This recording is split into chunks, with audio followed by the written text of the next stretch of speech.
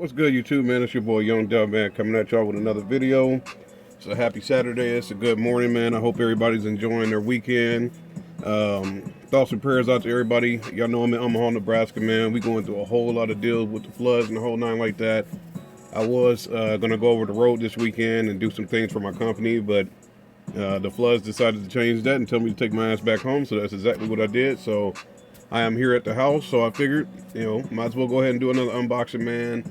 I know the last video I did was on my Pioneer 8200 Next. I'm trying to get that installed today, along with some things that I got to do on the car. I got to fix the heater. The little blower motor went out. I got that strapped up and ready to go. I got some other stuff I got to do to it, man. Just little knick-knack stuff here and there.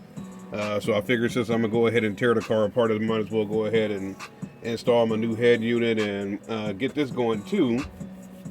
Since I'm going to go ahead and do the head unit, I figured I might as well get this piece going too. I bought this directly from the company since I'm running so much equipment this year.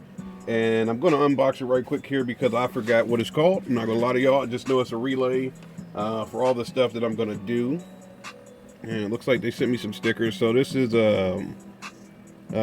Auto Electric Supply. So so it must be CE Auto Electric Supply. The person that I got, or must be the company that I got this stuff from. They sent me some stickers and a card. I guess the receipt for the stuff that I bought or whatever, man. But yeah, basically there it is. So it's a TORK2 Deluxe turn-on relay kit, man. See if I can zoom in on it. So the reason why I'm doing this video, like I said, is due to the fact that I'm going to go ahead and install my head unit today. So back in the head unit, most of the people that in car audio, a lot of us do it ourselves. So they know we have that remote turn-on wire back there, and a lot of people just daisy chain them. Basically, they get something. Let's say maybe they have 1 amp. If you got a 5-channel, you're good to go. But a lot of times, especially with us and being in the SPL world, we're running 2 or more amps. We're running fans. We're running all kind of stuff. Maybe running LED lights in the trunk and all that. A lot of people just get that little remote wire coming out the back of their head unit and just start adding more stuff and adding more stuff and adding more stuff. And you really can't do that when you're going to be going, I'd say 2 amps or more. I know it depends on the draw, but I'm sorry, for me it's 2 amps or more. So since I'm going to be running the fans, I'm going to be running right now 4 amps. Let's see, I think my dual, Rockford Fosgate, tar amps, and yeah, some MRI. So 4 amps right now is what I'm going to be running. 2 fans. Those Atwood 4000s. Those are going to be drawing a lot of amperage off the remote turn-on wire. And probably, knowing me, I'm probably going to be running some LEDs in the trunk as well. So due to the fact that I'm going to be doing all this stuff, man, I wanted to make sure that I'm able to run it safely. So I got this turn-on relay kit here, whatever it's called.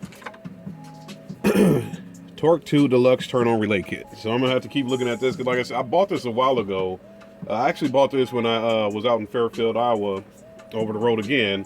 I started thinking, if I'm going to be running multiple amps and multiple products or whatever in the trunk, might as well go ahead and get some stuff to make sure that I do it safely. So I went ahead and got this here. That's one hell of a setup right there, man. So basically with this, I'll be able to hook in a bunch of stuff as far as amps and fans and whatever the heck else I'm going to be running in that trunk to make sure that everything's good to go off my remote wire. This does come with a ground wire to make sure that you're able to ground things in there. I may or may not use that. We'll see what it does. Hopefully, maybe by the end of the day, see if I can get around enough to getting this stuff installed. And it does come with a 7.5 amp fuse, just to make sure that the line on this is protected. And this is the relay back here. Just making sure that you got the correct amperage to make sure that you're, for one, safely running your equipment. That's what the fuse is there for. And making sure that you have enough amperage available to make sure that you're able to run these things safely. Because once, like I said, it comes back to your head unit. You always go back to that remote wire, and if you overwork it, you can burn it out. So get something like this to protect your stuff. You don't necessarily have to get something like this, but you do want to run a relay just to make sure that you're on the safe side, man. So that's just a little update. Like I said, big or small, I'm gonna update it all, so or upload it all, whatever the hell. But I'll pretty much get going on the car here, man. It's gonna be a pretty nice day based on March 16th. I want to say today is. I think today's the 16th. So 50 degrees is what the high is going to be today. It's going to be some sunlight out, so I'm about to go out there and enjoy it and get some work done on the car and get some car audio and get some of that stuff going. So I'll probably go ahead and run my remote wire today and go from there, man. Basically, the more I tear the car apart, the more I can install stuff. So y'all stay tuned, man. It's your boy Young Dub. Any questions, comments, concerns, hit me up. I'm out of here.